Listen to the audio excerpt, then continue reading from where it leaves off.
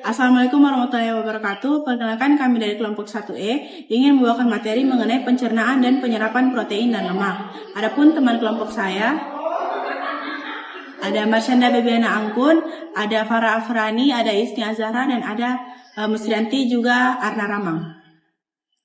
Selanjutnya saya akan menjelaskan tentang apa itu protein. Jadi protein adalah proses pemecahan molekul protein yang kompleks dan membentuk yang lebih sederhana, yaitu asam amino, dan dengan bantuan asam lambung, enzim, dan hormon pencernaan. Selanjutnya di sini ada pencernaan dari protein. Yang pertama ada gastric cell. Gastrin adalah hormon yang diproduksi sel lambung untuk merangsang sekresi getah lambung. Jadi saat makanan berprotein masuk ke dalam lambung, sel lambung akan mengeluarkan gastrin yang akan masuk ke dalam aliran darah. Yang kedua yaitu hydrochloric acid, HCl, dan pepsinogen. HCl adalah asam lambung tadi yang berfungsi untuk mengaktifkan enzim pepsinogen menjadi pepsin. HCl dinaturisasi protein yang untuk membuka lipatan struktur 3 dimensi sehingga lebih mudah diurai. Selain itu, HCl juga mengubah pepsinogen menjadi pepsin. Yang ketiga yaitu ada partially digested protein enter the small intestine. Protein yang sudah sebagian dicerna disebut dengan krem protein. Jadi saat krem ini masuk ke dalam usus halus, protein yang belum sempurna terurai dan melakukan pelepasan hormon sekretin dan kelektokinin atau disingkat jadi CCK. Yang keempat yaitu hormone stimuler, pankreas. Jadi pankreas sendiri adalah organ penghasil enzim, pencernaan, dan bikarbonat. Sekretin dan CCK tadi itu merangsang pankreas untuk mengeluarkan proenzim. Nah, proenzim ini itu biasa juga disebut dengan enzim inaktif seperti tripsinogen dan kimatripsinogen serta bikarbonat untuk menetralkan asam krem tadi. Yang kelima yaitu ada pankreatik proenzim atau proenzim aktif. Jadi proenzim adalah bentuk enzim yang belum aktif dan baru aktif itu nanti setelah diproses. Jadi di usus halus, proenzim pankreas diaktifkan menjadi enzim aktif. Contohnya seperti tripsin, kimotripsin, dan karboksipeptidase. Nah, enzim ini memecah polipeptida besar menjadi tripeptida, dipeptida, dan asam amino bebas. Yang terakhir yaitu ada intestinal enzim atau brush border enzim. Jadi enzim ini berada di permukaan dinding usus atau bisa disebut dengan brush border. Jadi brush border ini adalah enzim tahap akhir dari pencernaan itu. Enzim ini memecah sisa-sisa peptida kecil menjadi asam amino tunggal. Asam amino kemudian masuk ke dalam sel mukosa usus dan diserap ke aliran darah. Dan ini adalah tahap akhir dari pencernaan protein, yaitu asam amino yang siap digunakan tubuh untuk melakukan seperti pembentukan jaringan, hormon, enzim, dan sumber energi bila diperlukan. Selanjutnya yaitu materi mengenai penyerapan protein akan dijelaskan oleh teman saya.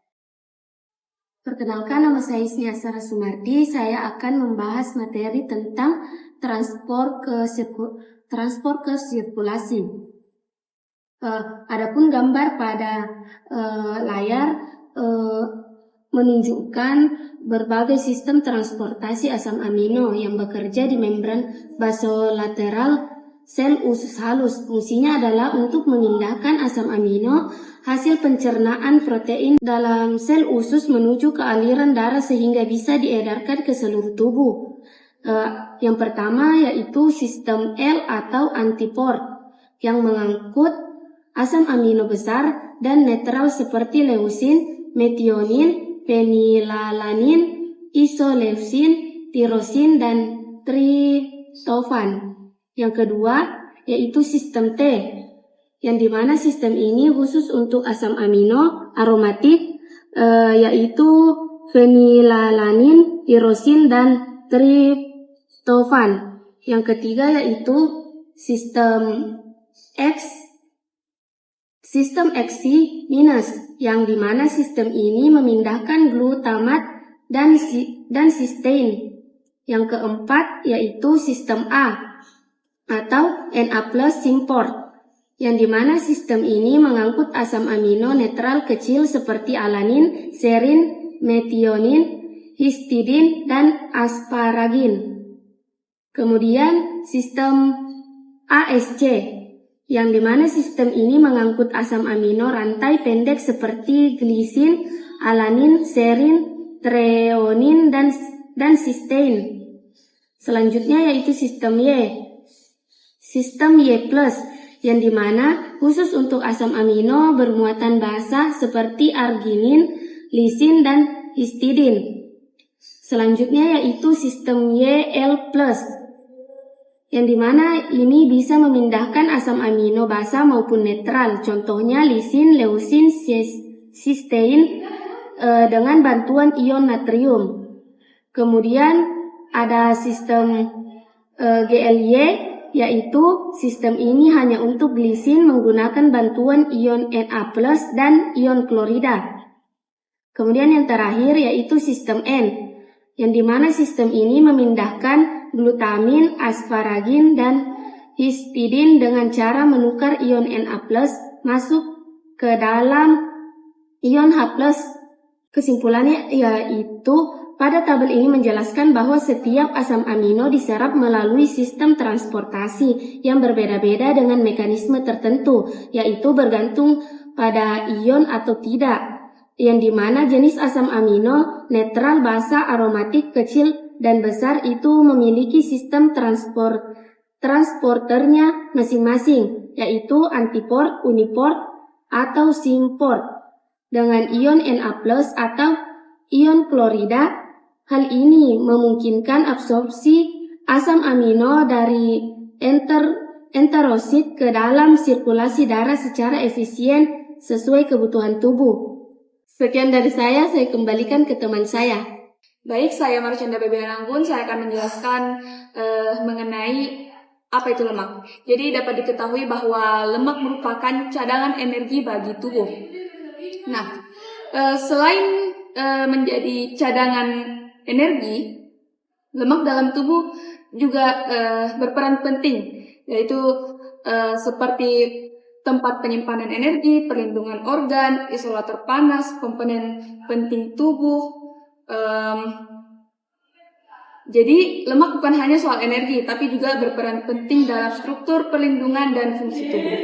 Baik, untuk di slide selanjutnya yaitu klasifikasi lipid berdasarkan sintesisnya. Dalam sistem ini, lipid didefinisikan sebagai molekul yang berasal dari dua jalur sintesis utama, yaitu jalur yang menghasilkan asam lemak dan serta sterol. Artinya, asam lemak dan sterol adalah dua kelompok besar hasil sintesis lipid yang penting untuk dipahami. Nah, keterbatasan sistem klasifikasi. Tidak ada satu sistem klasifikasi yang dianggap sepenuhnya memadai untuk kepentingan studi gizi. Dalam studi gizi, penekanan lebih diletakkan pada struktur dan fungsi lipid dibandingkan klasifikasinya saja, karena struktur dan fungsi menentukan peran lipid dalam tubuh. Untuk di slide selanjutnya, saya akan menjelaskan mengenai fatty acid. Nah, untuk jenis asam lemak, stearat atau asam stearat, contoh asam lemak jenuh dengan rantai lurus tanpa ikatan rangkap. Rantai ini sepenuhnya linear dari ujung metil hingga ujung karboksilat, bersifat hidrofobik di bagian rantai karbon dan hidrofilik di ujung karboksilat. Selanjutnya transelaiat atau asam lemak trans memiliki ikatan rangkap dalam bentuk trans sehingga molekulnya tetap lurus seperti asam lemak jenuh. Ini menyebabkan struktur tetap memanjang dan tidak melengkung. Lalu selanjutnya yaitu cheese olit atau asam olit cheese memiliki ikatan rangkap dalam bentuk cheese sehingga terjadi pelipatan atau bengkok pada molekul, membuat bentuknya tidak lurus. Hal ini mempengaruhi sifat fisik asam lemak seperti titik cair yang lebih rendah dibandingkan trans. Jadi, itu tadi penjelasan mengenai fatty acid. Sekian, saya kembalikan ke teman saya. Baik, saya Arna Ramang akan menjelaskan tahapan dalam pencernaan lemak. Nah, pada pencernaan lemak itu dimulai dari tahap mulut dan lambung. Nah, lemak seperti trigliserida, kolesterol, dan fosfolipid masuk ke dalam lambung sebagian besar masih dalam bentuk utuh. Nah, di lambung, enzim lipase lingual dan lipase lambung mulai bekerja. Nah, enzim ini memecah trigliserida menjadi digliserida dan asam lemak rantai pendek di posisi SN3. Kemudian tahapan yang kedua yaitu tahap usus halus. Nah, setelah dari lambung, lemak yang sudah diproses dan masih utuh seperti trigliserida, digliserida, kolesterol masuk ke usus halus. Nah, di sini proses pencernaan yang sesungguhnya dimulai dengan bantuan garam empedu dari hati dan enzim pankreas. Nah, garam empedu akan membentuk lemak menjadi misel atau molekul kecil yang membuat lemak lebih mudah dicerna dan diserap.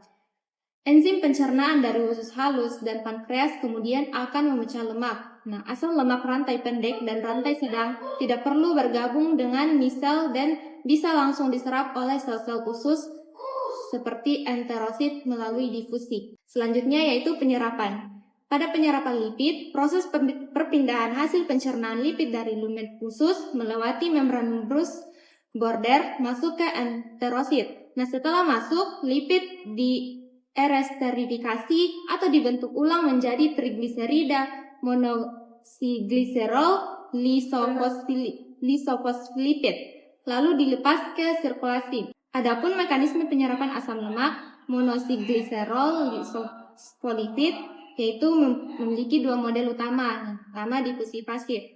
Difusi pasif ini terjadi bila konsentrasi lipid di lumen lebih tinggi daripada di dalam sel.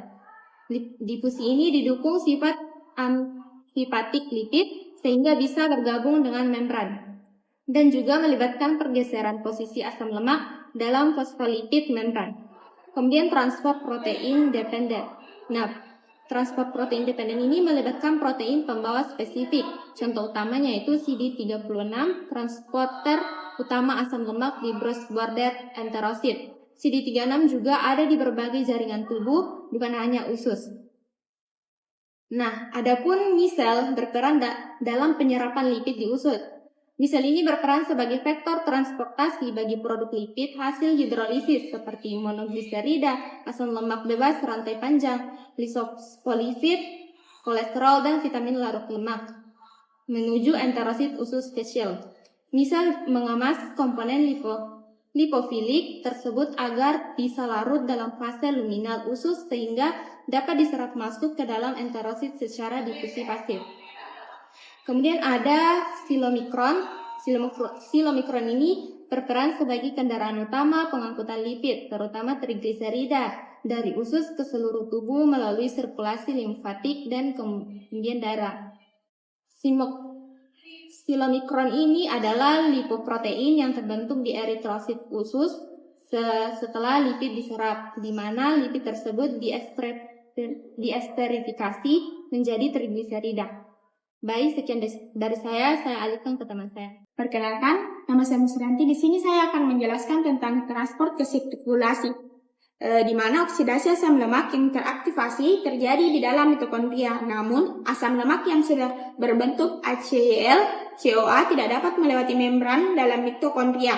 Oleh karena itu, dibutuhkan sistem transportasi khusus dengan bantuan karnitin. Karnitin dapat disintesis dalam tubuh manusia dari asam amino lisin dan metionin, serta banyak ditemukan dalam otot. Mekanismenya yaitu yang pertama, karnitin acyltransferase 1 atau CAT1 di membran luar memindahkan gus asli dari HCl CoA ke karnitin, menghasilkan HCl karnitin. Yang kedua yaitu HCl karnitin masuk ke dalam matriks melewati membran dalam. Yang ketiga yaitu karnitin acyltransferase 2 atau CAT2 di membran dalam memindahkan kembali hugus asli dari karnitin ke CoA. Terbentuk lagi HCl CoA di matriks. Dan yang terakhir yaitu karnitin dilepas dan dapat digunakan kembali. Sekian dari saya kembalikan ke teman saya. Saya akan membacakan kesimpulannya. Jadi proses pencernaan dan penyerapan protein serta lemak sangat vital bagi kelangsungan hidup karena keduanya menyediakan energi. Komponen struktural dan regulator metabolisme protein terutama dipecah menjadi asam amino, sedangkan lemak menjadi asam lemak yang kemudian diolah kembali sebelum masuk ke sirkulasi. Efektivitas penyerapan sangat dipengaruhi oleh sifat kimiawi zat gizi, dan mekanisme transport di usus, sehingga keduanya berperan penting dalam menjaga fungsi tubuh yang optimal. Sekian dari kelompok kami, lebih dan kurangnya mohon dimaafkan. Assalamualaikum warahmatullahi wabarakatuh.